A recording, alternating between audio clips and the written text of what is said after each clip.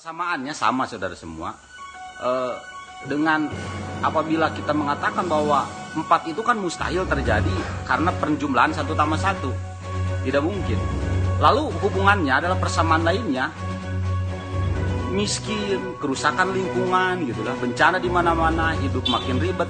Itu sebetulnya mustahil harusnya pemimpin dapat prestasi. Jadi prestasi ini dari siapa? Musibah ada di mana-mana, tapi kenapa di mana-mana para pemimpin dapat hadiah mulu? Dan pengaruh ini kan ironis. Ya oke saudara, sebagaimana janji saya akan mengupas soal APBN kita. Ini informasi bagi semua. Saudara semua, bahwa penerimaan pajak kita ini besarnya 1.444 triliun ya, jumlah penerimaan pajak kita ini. Misalnya penerimaan non pajak, nah ini ada penerimaan non pajak, jadi ada pajak, ada non pajak. Itu ada 298 triliun. Terus hibah ya, penerimaan hibah itu sekitar 200 triliun. Jadi kalau dijumlahkan, negara kita ini punya penerimaan sebesar 1.700 triliun. Tapi belanja, nah kan dari penerimaan 1.700 triliun itu kan pemerintah pasti ada belanja kan. Nah, lalu dia dibelanjakan uang itu, belanja pemerintah pusat itu besarnya 1.965 triliun. Terus daerah itu belanjanya mencapai 795 triliun. Jadi totalnya itu adalah ada 2.750 triliun.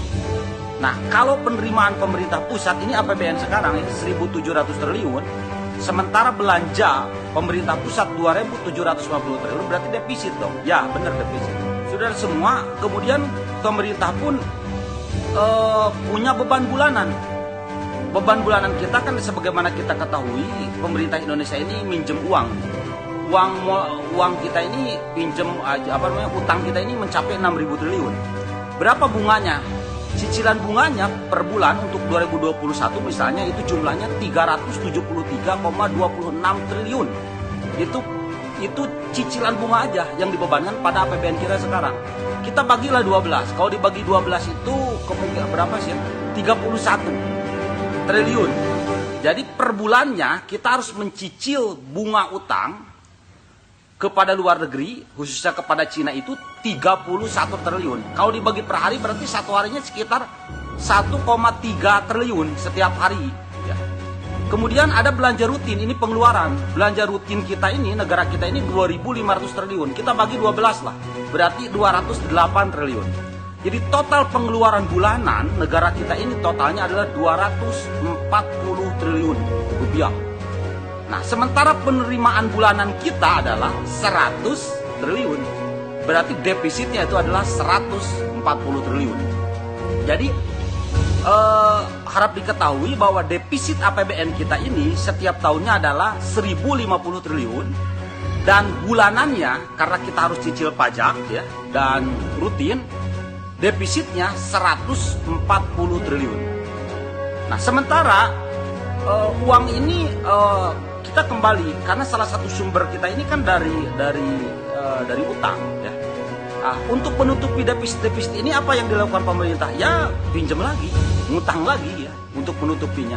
Selain itu adalah nyetak uang ya di BI. Ada juga dia menjual saham-saham dan sebagai surat utang negara ya. Saudara semua, tetapi kita lihat dampak investasi dari hutang kita yang besarnya 6.000 triliun ini. Misalnya yang lucu ini, hutang kita ini diinvestasikan sebesar-besarnya pada infrastruktur. Tetapi pengangguran menurut BPS ini meningkat 6,88 juta orang. Ya menurut BPS 6,28 juta itu meningkatnya. Itu menurut BPS. Padahal kemiskinan pun sekarang meningkat juga. Jadi 10,19% atau 27 juta orang kemiskinan. Itu menurut BPS tahun 2020. Saudara semua, padahal kriterianya masih dipertanyakan. Misalnya gini, kalau kawan-kawan ini sekarang nggak punya duitnya, tapi masih Gojek gitu apa? Gojek online itu apa? Jadi tukang Gojek ya gitu. Itu sebetulnya tidak dimasukkan dalam kategori miskin, Mang Budi. Jadi kalau Mang Budi masih ngojek, dia miskin. Artinya ini yang 27,50 juta orang miskin ini benar-benar kemiskinan ekstrim. Padahal yang ngojek itu pun juga orang miskin, itu tidak dimasukkan, masuknya kategori sejahtera. Laporan Bank Dunia misalnya, kemiskinan ekstrim ini yang makan juga susah orang Indonesia ini 7,5% dari total penduduknya.